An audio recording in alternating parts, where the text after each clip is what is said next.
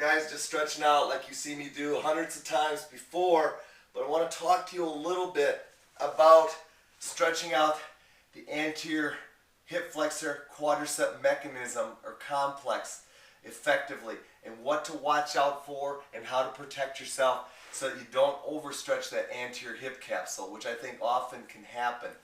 I'm doing a traditional hamstring stretch on my left. Again, I've only got the red band here. I've got it hooked on the arch of my foot.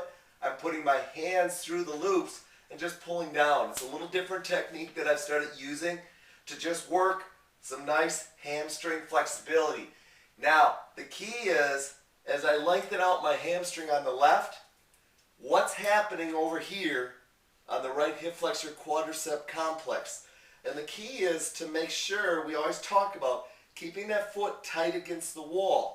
If you keep that foot tight against the wall, it allows you to contract this quadricep, contract the glute a little bit, but more importantly, contract the quadricep to get hip or get knee extension.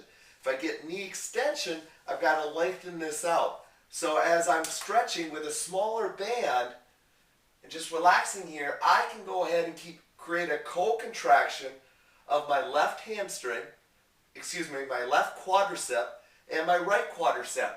And when I do that, I create a lengthening of my left hamstring in conjunction with a lengthening of my anterior hip flexor and quadricep complex.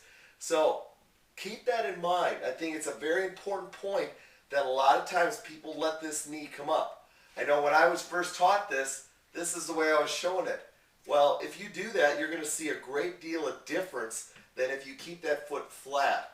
So if you want to stretch out the hip flexor quadricep complex, get the hamstring at the same time, this is a nice way to go ahead and do it. Put your hands through there and go ahead and start contracting and relaxing, contracting and relaxing. But you're not just contracting the left quad, you're contracting the right quad as well, working both sides.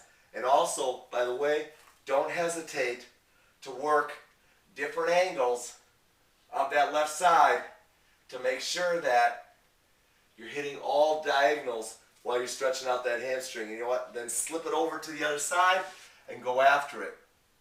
Nice way to go after that hip flexor quadricep complex while lengthening out the opposite side hamstring.